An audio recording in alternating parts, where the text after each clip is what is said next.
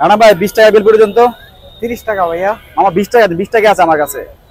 20 টাকার তো হয় না মামা। আপনার লাগা আসছে আপনার বিল করে খাওয়ার জন্য মামা, শুধুমাত্র 20 টাকা আছে।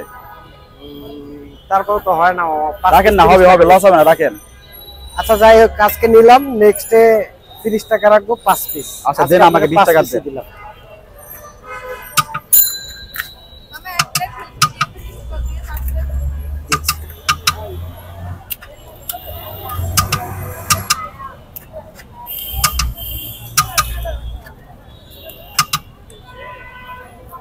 এটা কি দিচ্ছেন?